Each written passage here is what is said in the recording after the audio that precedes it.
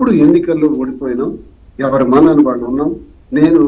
నాకు ఒక రోజు ఏంటంటే ఎన్నికలు ఆమె టికెట్ ప్రకటించిన తర్వాత కూడా ఇంటికి తాళం వేసేసి, నేను రాకుండా ఇంటికి తాళం వేసి, ఇంటికి తాళం వేసిన పరిస్థితుల్లో 3 రోజులు లాడ్జ్ లో ఉన్నాను, మరో 3 రోజులు కారులోనే పడుకున్నాను. ఆఖరికి మా అమ్మ నన్ను పిలిచి వాళ్ళ ఇంట్లో పెడితే అమ్మ దగ్గర ఉన్నాను ఒక ఏడాది.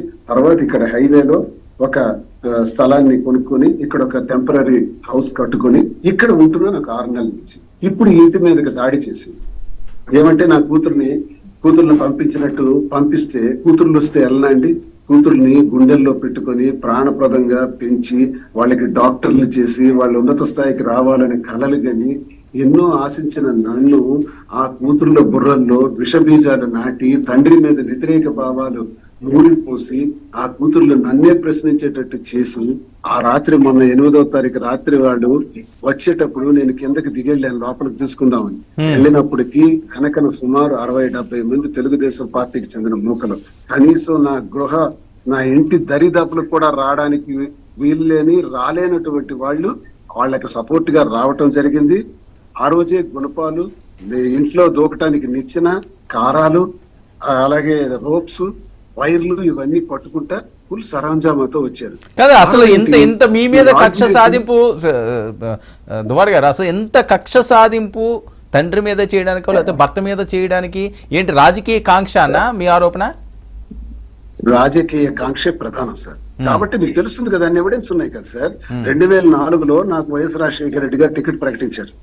కానీ ఆ టికెట్ అతనికి ఇస్తే మేము పనిచేయము, మేము ఎంపీగా ఇండిపెండెంట్ గా ఇస్తామని రాజశేఖర రెడ్డి గారికి కూడా, రాఘవరావు వాణి తండ్రి వాణి కూడా వెళ్ళి రాజశేఖర రెడ్డి గారికి చెబితే రాజశేఖర రెడ్డి గారు నన్ను చెప్పి శ్రీను నువ్వు తగ్గిపో ఆమెకు టికెట్ ఇచ్చేద్దామని చెప్పి 2004లో కూడా బ్లాక్ మెయిల్ చేసే టికెట్ తీసుకున్నారు. 2024లో కూడా బ్లాక్ మెయిల్ చేసే టికెట్ తీసుకున్నారు. వాళ్ళకి అది అలవాటు సార్.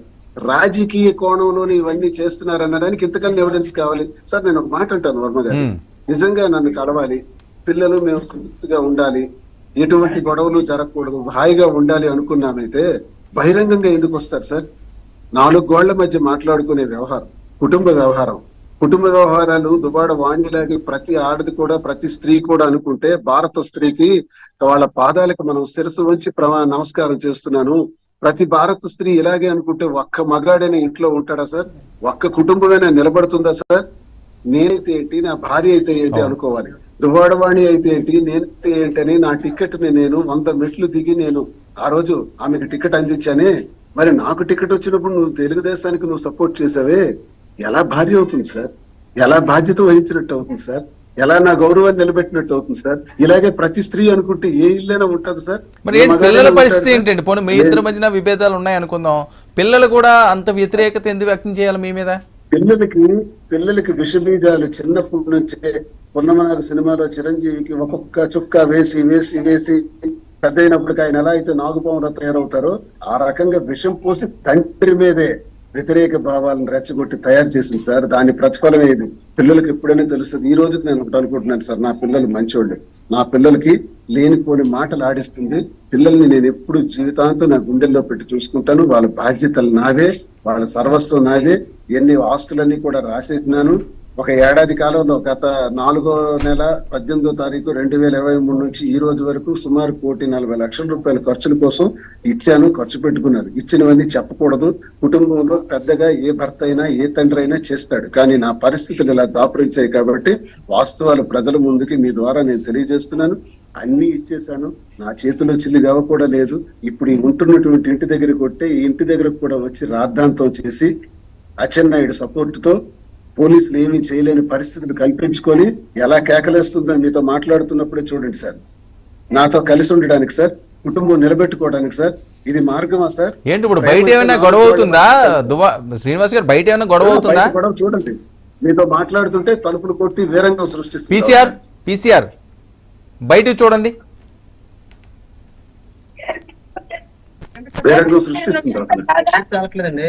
ఒక్క నిమిషం శ్రీనివాస్ గారు లైవ్ లో మాట్లాడుతున్నారు, మీరు డైరెక్ట్ గా లైవ్ లో చూడండి.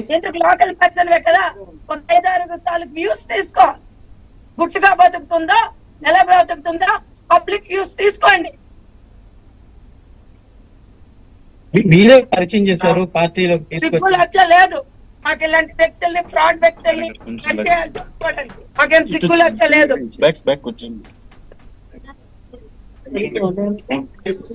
మాకేం పని పట్టు లేదు.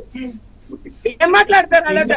ఇప్పుడు అదొక ఫేవర్స్ అని అంటే ఆవిడ ముస్తుంటే 80 సంవత్సరాలు మందు తాగారు, భగవద్గీత మీద ప్రమాణం ఏంటంటే ఆ మాటలు తింటుందే చచ్చిపోతాయి, పిచ్చి అయిపోయారు కావాలి.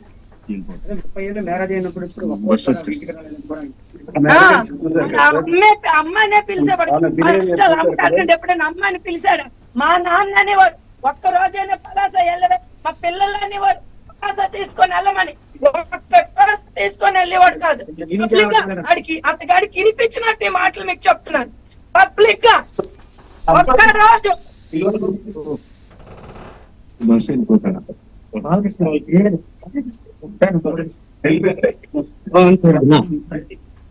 మాటలు చెప్తారు. ఎన్ని అబద్ధాలైనా చెప్తారు. చెప్పడానికి మనిషికి మాటలు విలువ ఉన్న వాళ్ళకి, విలువ లేని వాళ్ళకి, పిల్లలు కానీ వాళ్ళకి కానీ వాళ్ళ అమ్మ గాని మనవలకు వెళ్ళడం గాని, ఇతర తండ్రి కార్యం వెళ్ళడం గాని, ఒక సంవత్సరాలు ఒక పద్ధతి ఒక పాటు ఉండే కుటుంబం అదే.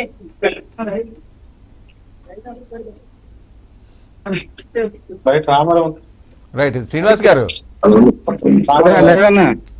గారు, ఇది ఆవిడ బయట మీడియాతో మాట్లాడుతున్న అంశం.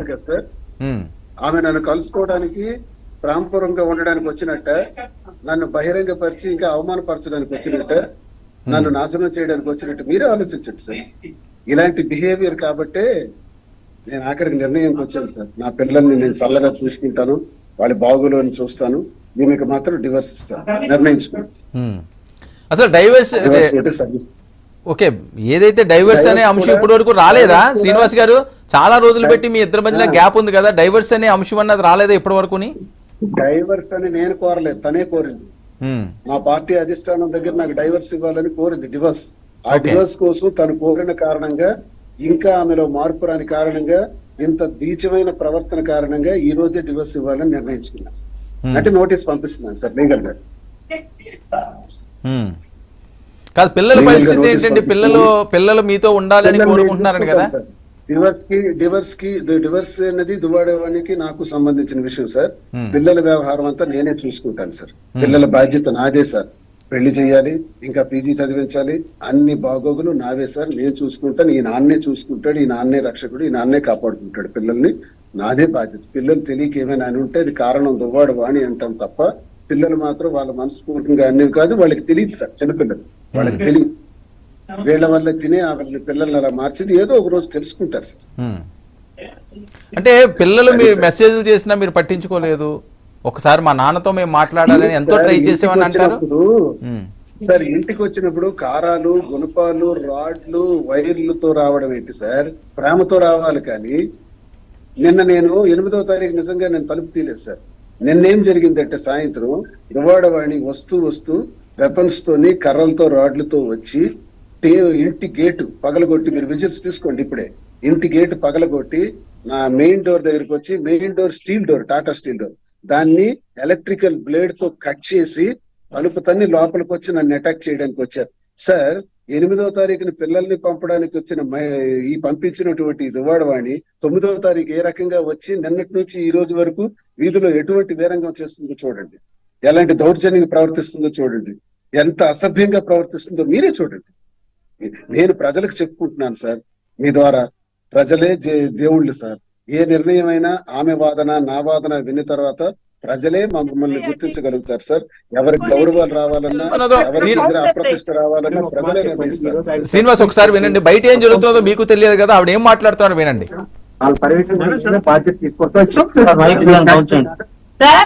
అసలు రాయకని రాస్తామంటాడు సార్. ఇప్పటికీ చెప్తాను, ఏం రాస్తాడో చూసుకోండి మీరు.